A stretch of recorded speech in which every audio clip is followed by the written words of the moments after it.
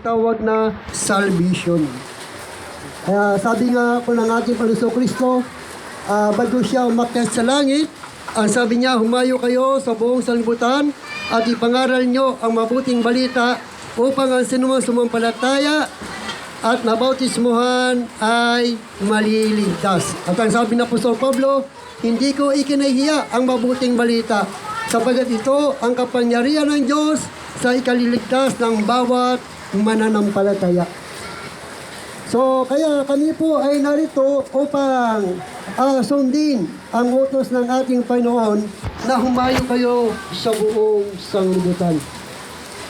Sabagat ang kaligtasan ay ibinigay po sa atin ng Diyos sa pamamagitan ng ating pananampalataya. Ito po'y walang bayad. Ito po ay libre. Libre po ang kaligtasan na ibinigay sa atin ng Diyos. Ang kailangan lang natin ay sumampalataya lamang tayo sa Diyos. Maniwala lang tayo na ang ating Panginoong Kristo ay namatay sa krus ng Kalbaryo. Ngayon, ang ating pong pag-aralan ay patungkol po sa kaligtasan. So bago yan, tayo muna po ay manalangin. Panginoon, maraming salamat sa Espiritu Diyos. Kami po ay narito upang handang magpagamit sa iyo, Panginoon. Gamitin mo lamang kami na maging daluyan ng iyong mapagpalang salita at maging labi mo, Diyos, upang patuloy po namin ipangaral, ipahayag sa mga tao na narito na kailangan po nila ang salvation. Kailangan po nila ang kaligtasan sapagkat ang lahat ng tao ay hindi mananatili sa mundong ito, Diyos. Lahat ng tao ay aalis ayon sa iyong mga panukala at ayon sa iyong ibinigay sa tatlong panahon at oras. Kaya, Lord, gabayan niyo po kami, samahan niyo po kami, bigyan niyo po kami ng kalaman at karunungan upang patuloy po namin ipahayag ang iyong mabuting balita sa Espiritu God sa pangalan ni Jesus. Amen. So dito ay sinasabi po ng Biblia kung bakit kailangan natin ang kaligtasan. Bakit kailangan natin?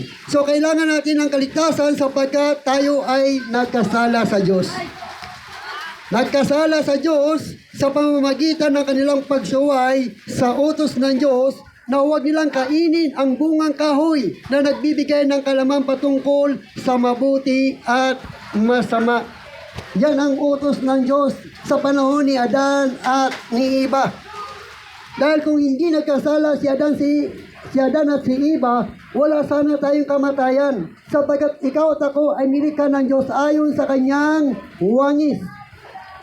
Ayon sa kanyang larawan, na kung paano ang Diyos ay walang kamatayan, kung paano ang Diyos ay hindi nakakaranas ng kamatayan, dapat ganun din tayo. Dapat wala rin sana tayong kamatayan.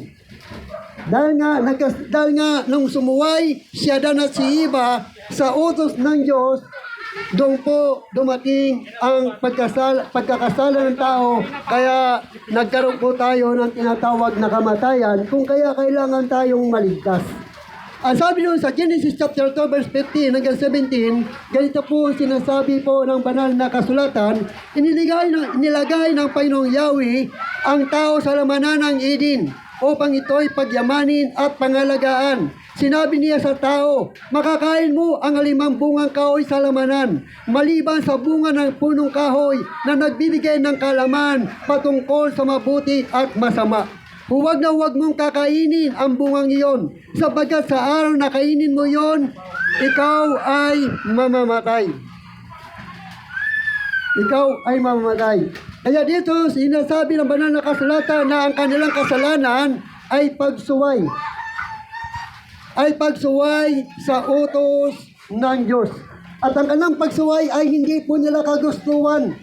Hindi kagustuhan ni Adan na suwayin ang utos ng Diyos. Bakit nila ito nasuway? Sapagkat nalinglang siya ni Satanas. Nalinglang si Adan o nalinglang si Eva ni Satanas. Na ang sabi ni Satanas ay hindi totoo yun. Hindi kayo mamamatay. Sinabi lang yun ng Diyos. Dahil kapag kayo kumain yan, kayo ay magiging parang Diyos. Kayo ay malalaman nyo ang mabuti at masama. So may naglinglang kay Eva na hindi totoo na sila ay mamamatay. Sabi ng banal na kasulatan, doon sa Genesis chapter 3, verse 1 hanggang 21, ganito sinasabi ng Biblia, na kung paano nalinglang si Eva ni Satanas. Sabi niya, ang ahas ay lalong tuso kay salinman sa mga hayop sa parang nanilika ng Panginoong Diyos. At sinabi niya sa babae, totoo bang sinabi ng Diyos na huwag kayong kakain sa linmang bungang kahoy sa halamanan? At sinabi ng babae sa ahas, sa bunga ng mga punong kahoy sa halamanan ay makakain namin. Dadapwat sa bunga ng punong kahoy na nasa gitna ng halamanan ay sinabi ng Diyos, huwag kayong kakain niyon, ni huwag ninyong hipuin, baka kayo ay mamatay. At sinabi ng ahas sa babae, tunay na hindi kayo mamamatay, sapagkat talastas ng Diyos na sa araw na kayo'y kumain niyon ay manidilat nga ang iyong mga mata, at kayo'y magiging parang Diyos, nakakakilala ng mabuti at masama. At nang makita ng babae ang bunga ng punong kahoy ay mabuting kainin at nakalulugod sa mga mata, at ang kahoy nakalugod sa mga mata, at kahoy na mananasa upang magpanta sa tao, ay pumitas siya ng bunga niyon at kinain. At dinigyan din niya ang kanyang asawa kasama niya at kumain din. At nandilat kapwa ang kanilang mga mata, at kanilang nakilalang sila'y hubad, at sila'y tumahi ng mga dahon ng puno ng igos, at narinig nila ang tinig ng Panginoong Diyos na lumalakad sa halamanan sa kalaliman ng araw, at nagtago ang lalaki at ang kaniyang asawa sa harapan ng Panginoong Diyos sa pamamagitan ng mga punong kahoy sa halamanan. At tinawag ng Panginoong Diyos ang lalaki at sa kaniya ay sinabi, saan ka naroroon? Saan ka naroroon? Sabi ng Diyos. At sinabi niya at narinig niya kung iyon ang iyong tinig sa lamanan. At ako'y natakot sapagkat ako'y hubad at ako'y nagtago. At sinabi niya, sino may sabing hubad na ikaw ay hubad? Nakakain ka ba ng bungang punong kahoy na inuutos ko sa iyong huwag mong kainin? At sinabi ng lalaki, ang babaeng ibinigay mo sa aking kasamahin ang siyang nagbigay sa akin ng bunga ng punong kahoy at aking kinain. At sinabi ng Panginoong Diyos sa babae, ano ito yung ginawa? At sinabi ng babae, dinaya ako ng ahas at ako'y kumain. So doon ay makikita natin kung paano nagkasala si Adan at si Eva. Siya ay dinaya. Dahil kung hindi siya dinaya, hindi sana nagkasala si Adan at si Eva, at wala rin sana tayong kinakatakutan na kamatayan.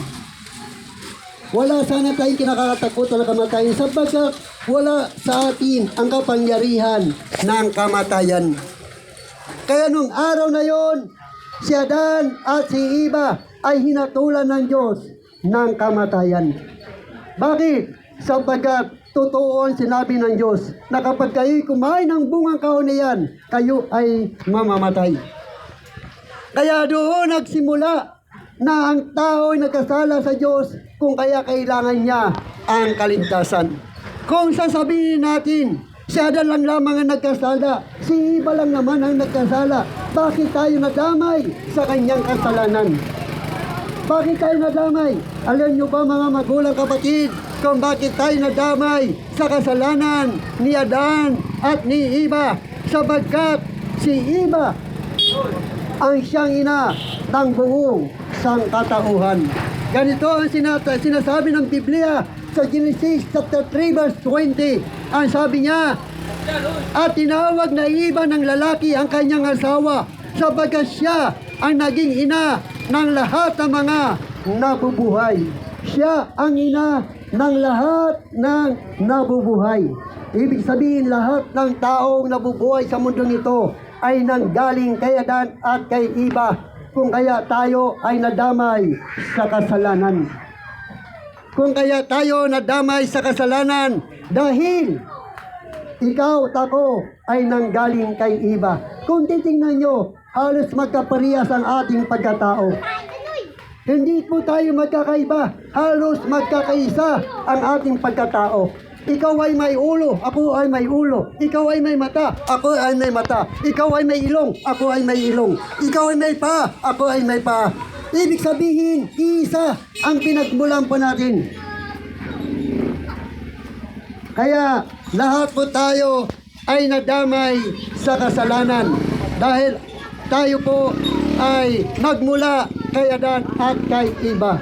Ang sabi doon sa Roma chapter 5 verse 12 hanggang 14, ang sabi niya, ang kasalanan ay pumasok sa sanlibutan sa pamamagitan ng isang tao at ang kamatayan ay pumasok sa pamamagitan ng kasalanan. Dahil dito lumaganap ang kamatayan sa lahat ng tao dahil ang lahat ay nagkasala. So lahat ay nagkasala. Kaya malinaw na kailangan ng tao ang kaligtasan. Kailangan natin dahil ang sabi sa banal na kasulatan, ang kabayaran ng kasalanan ay kamatayan. Ang sabi sa Roma chapter 6 verse 23, sapagkat kamatayan ang kabayaran ng kasalanan, ngunit ang libreng kaloob ng Diyos ay buhay na walang hanggan sa pamamagitan ni Kristo Jesus na ating Panginoon. So doon ay malinaw na sinasabi ng Biblia na ang kabayaran ng ating kasalanan ay kamatayan. Kaya tayo po ay namamatay. Yan ang bunga ng ating mga kasalanan. Yan yung bunga ng ating mga kasalanan. Kaya lahat po tayo ay na dumaraan sa mga bagay nito. Ngunit sa biyaya tabat ng Diyos, mga magulang kapatid, mahal pa rin tayo ng Diyos. Bagamat tayo ay nagkasala, mahal pa rin tayo ng Diyos. Bakit? Sapagat ang kasalanan natin ay hindi directly. Hindi katulad ni Lucifer na sila ay direct na nagkasala sa Diyos. Pero ang tao ay nagkasala ayon lamang sa panlilinglang ng ahas. Kaya tayo ay nagkasala. Kaya binigyan tayo ng pagkakataon ng Diyos na mapatawad ang ating mga kasalanan at makamtan natin ang pangako muli ng Diyos na buhay na walang hanggan. Ang sabi niya po sa John 3:16, gayon na lamang ang pag-ibig ng Diyos sa sanlibutan, kaya binigay niya ang kanyang buktong na anak upang ang sinumasampalataya sa kanya ay hindi mapahamak kundi magkaroon ng buhay na walang hanggan. Isinugo ng Diyos ang kanyang anak hindi upang hatulan maparusahan ang mga tao, kundi upang iligtas sa mga ito sa pamamagitan niya. So yan ay pinakikita ng Diyos sa kanyang pag-ibig sa atin. Ayaw ng Diyos na manatili tayo sa kasalanan. Ayaw ng Diyos na mapunta tayo sa apoy ng impyerno. Gusto ng Diyos na gusto ng Diyos tayo ay mapunta kung saan siya naroon. Kaya sabi ng Biblia, sa isip ninyo ang mga bagay na panlangit, hindi ang mga bagay na panglupa. Sapagat ikaw at ako ay hindi mananatili sa mundong ito. Kaya kailangan natin si Kristo. Sapagat kay Kristo lamang matatagpuan ang kaligtasan. Sapagat sa silong ng langit, ang kanyang pangalan lamang ang ibinigay ng Diyos sa ikaliligtas ng bawat mananampalataya. Siya lamang ang ibinigay ng Diyos. Gawa chapter 4 verse 12, siya lamang, wala na pong iba. Kaya kailangan natin maglingkod sa Panginoon. Dahil ang ating buhay sa mundong ito ay hindi pong mahabang panahon. Ang buhay natin sa mundong ito ay maiksi lamang. Kailan po tayo tatagal? Ayon sa Genesis chapter 6 verse 3, hindi ko pinahintulutan na mabuhay na matagal ang tao, sabagat siya ay makalaman, siya ay makasalanan, hindi nalalampas ang kanyang buhay sa daigdig nito ng 120 years. Ibig sabihin kapatid, ang buhay mo at buhay ko ay nasa 120 years lang. Kung ikaw ay 8 years na ngayon, ang natitira mo na lang buhay ay 60 years na lang.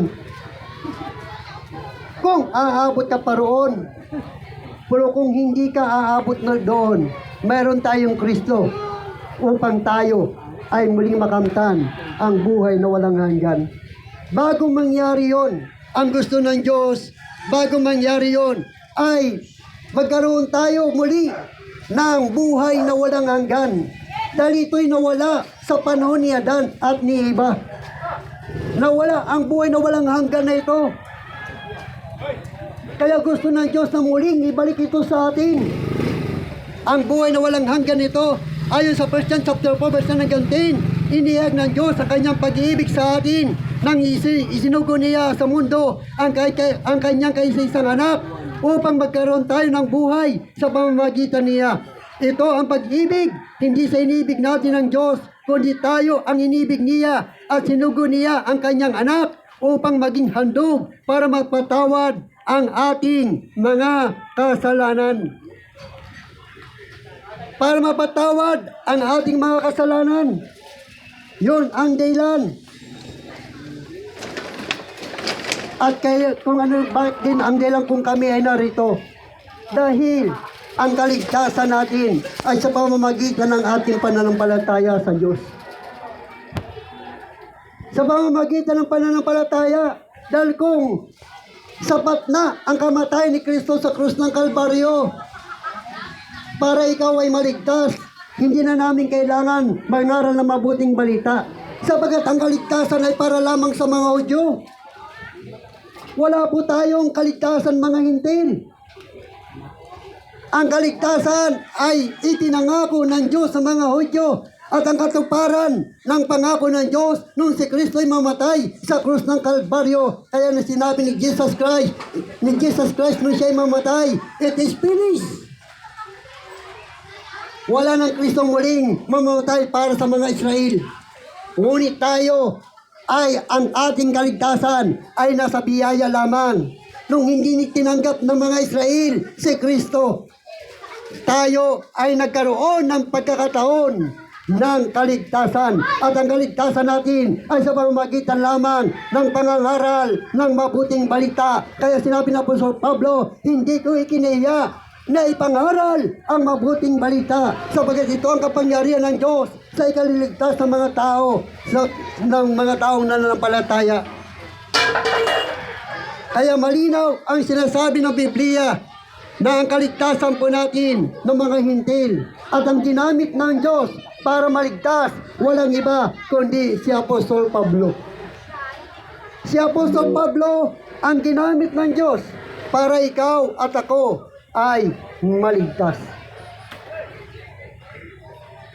Dahil ang kaligtasan natin ay sa pamamagitan lamang ng biyaya at habag ng Diyos. Hindi tayo naligtas sa pamamagitan ng pangako. Naligtas tayo sa biyaya at habag ng Diyos. Kung kaya kami ay naririto upang patuloy na magpagamit sa Panginoon. 100% ligtas na po kami. Bakit? Sabagat ang aming tagapagligtas, walang iba kundi si Kristo. Siya lamang. Kaya sa oras pong ito, gusto mo bang maligtas? Gusto bang magkamit ng buhay na walang hanggan? Gusto mo ba siyang tanggapin bilang Panginoon at sariling tagapagligtas ng iyong buhay?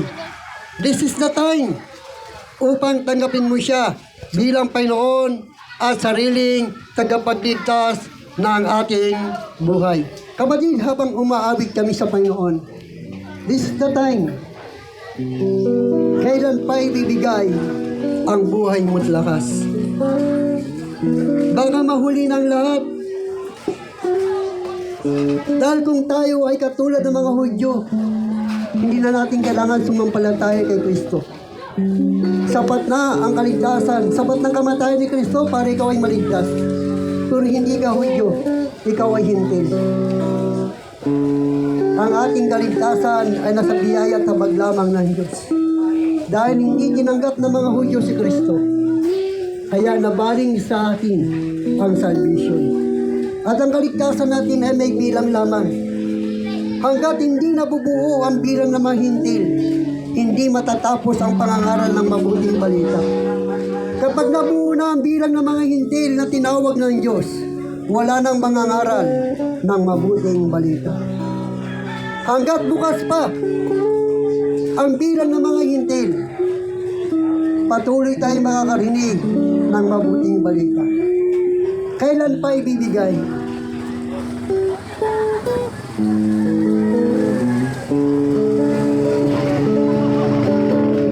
Kailan pa ibibigay ang buhay mo't lakas sa Kanya na nagbigay sa'yo ng buhay at wagas? Ang pangalan niyang banal, kailan iatan niya? Kung wala ng pagkakataon, huli na ang lahat. Kung ang araw mo'y lumipas na, makuha mo pa kaya siya'y maglingkuran? Kailan pa kaya maglilingkod sa Diyos? Hindi ngayon. Kailan pa? O sige, kailan pa ibibigay? Kailan pa ibibigay ang buhay mo't lakas sa Kanya na nagbigay sa'yo ng buhay at wagas? Ang pangalan niyang banal, kailan ilalantad?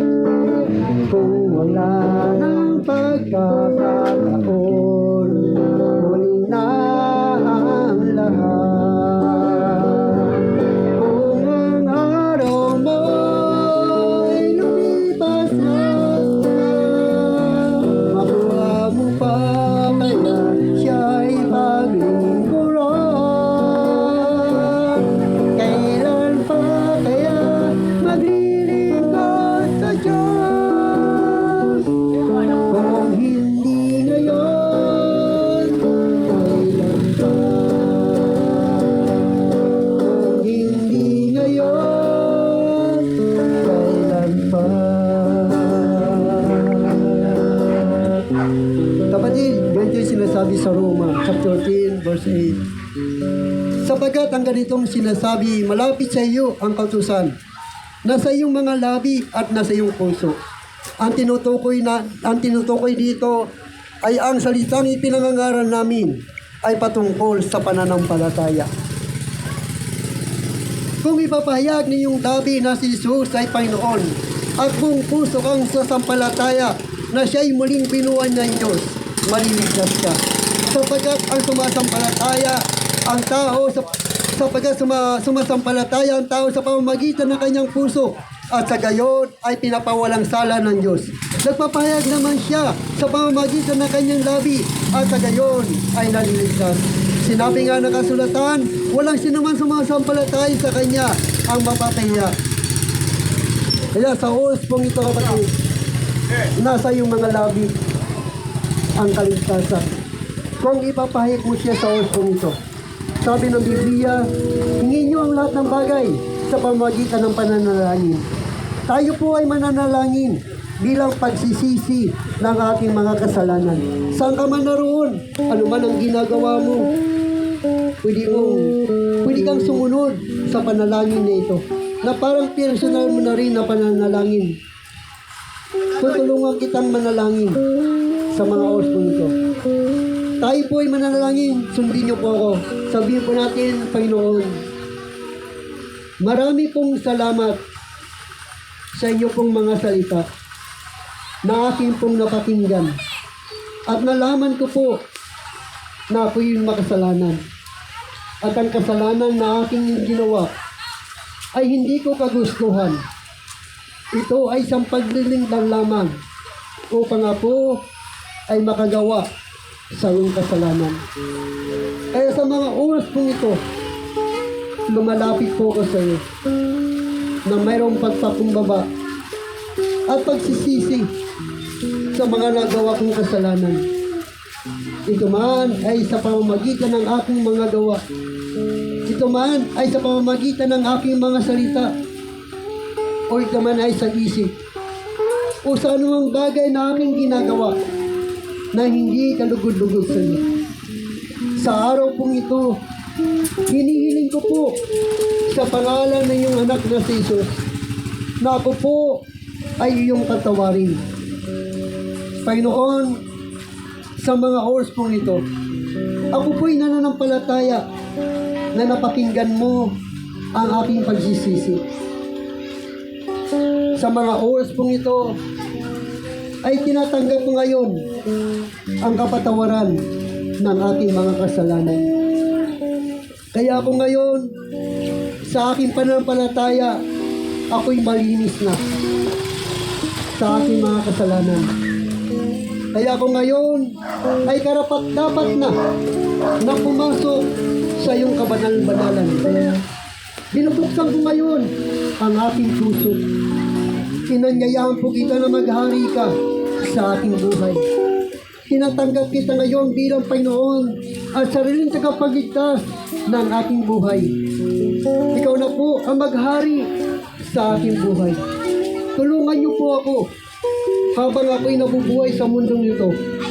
Nais ko pong sumunod sa iyong mga salita. Nais ko pong sumunod sa iyong kalooban. Panginoon Jesus, ang dalangin ko rin po sa hapon ito, isulat mo rin po ang aking pangalan sa aklat ng buhay. Sapagkat tinanggap ko ngayon ang iyong anak na si Jesucristo bilang Panginoon at personal na aking tagapagligtas. Salamat sa mga oras po nito at pinagkaloob mo sa akin ngayon ang karapatan ng pagiging anak ng Diyos sa pangalan ni Jesus. Amen. Ako lang po manalangin. Panginoon, maraming salamat sa mga taong tumanggap sa iyo bilang Panginoon at sarili tagapagligtas ng kanilang buhay. Katulad po namin, Lord, tinanggap ka namin. Kaya nabago ang aming buhay. At kaya nakilala ka namin ng lubusan. At kami ay naninindigan na darating ang araw na kami ay kukunin mo sa mundong ito. Kami ay lilipat kung saan ka naroon. At ganun o Diyos ang lahat ng narito. Naway magkaroon din sila ng pananampalataya katulad ng aming pananampalataya.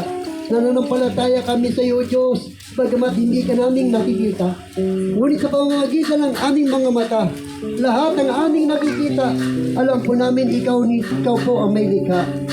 Kaya sa oras po ito, Diyos, pinapupurihan ka namin, pinasasalamatan ka namin. At dalangin ko ang lugar nito, Diyos, na aming kinatatayuan. Pagpalain niyo po ang lugar nito, God. Sapagat kang may sabi ko na sa aming mga salita, nandoon ang iyong pagpapala. Financially, materially, spiritually, maging kalakasan ng kalakatawang pisikal. At ang lugar nito, Lord, ay patuloy na mamunga. Kaya, O Diyos, salamat sa mga oras po ito, God. Purihin ka, dakilain ka sa pangalan ng Diyos. Awitin pa natin give thanks for the God for heart. Give thanks. Give thanks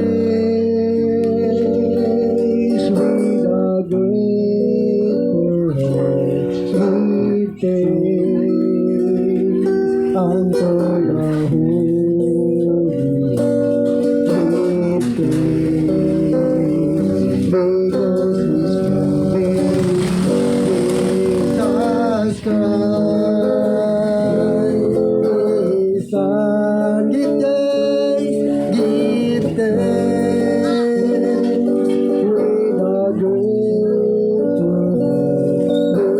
thanks unto the Holy. Give thanks, because His promise Jesus Christ, His Son, right now, let the weak say, I am strong. Let the poor say, I am rich, because of what the Lord has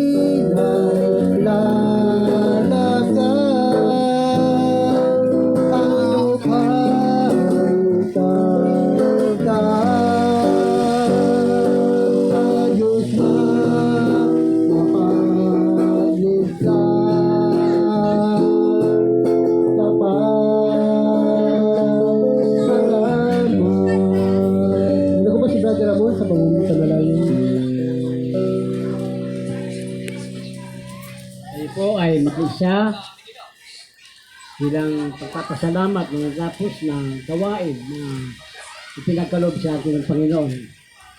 Tayo manalangin. Amang banal, Diyos na nasa langit, tunay nga na napakahiwaga ng iyong salita sa mga at ang mga bagay na binitawan ng bibig ng aming pastor, ginamit mo bilang kasangkapan upang ihatid ang magandang balita para sa ikaliligtas ng bawat kaluluwa na sinumang magpapasakop sa iyo at sasampalataya. Maraming salamat po, Panginoon. Sa ganang amin, hindi namin kaya ito. Maliban ng iyong banal na Espiritu, ang patuloy na nagbibigay sa amin ng pagnanasa na kayo ay aming paglingkuran, napapanahon man o hindi. Maraming salamat at umaasa kami, Panginoon, na ang salita mo ay hindi babalik na walang pakinabang. Naniniwala kami, Panginoon, isa o dalawa na naniwala sa iyong salita, libo-libo anghel ang magpapalakpakan sa langit. Salamat po, Panginoon. Bakit namin nasabi ito, Panginoon? Sapagkat ang iyong salita ay makapangyarihan.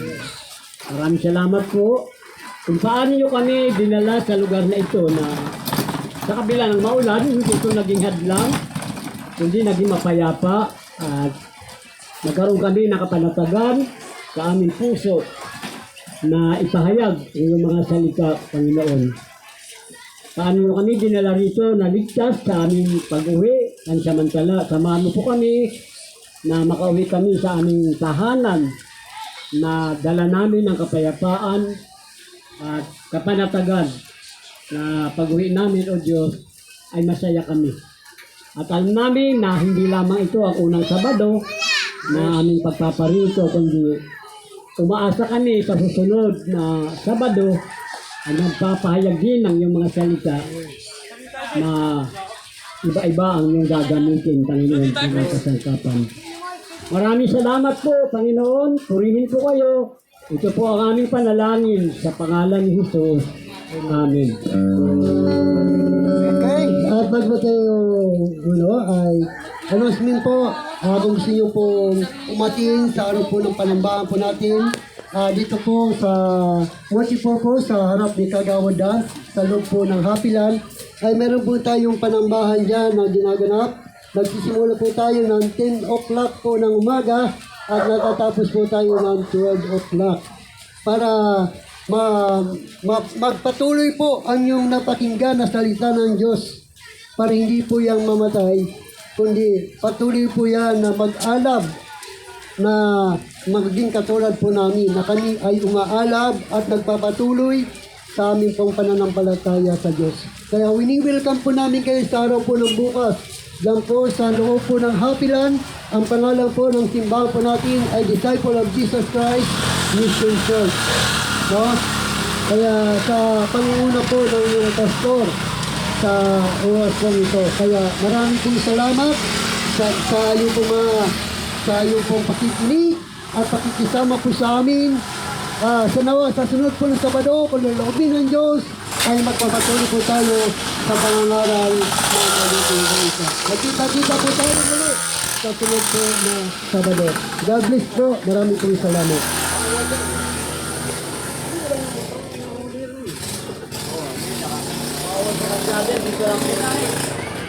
Ano si? Wala ko, Roy.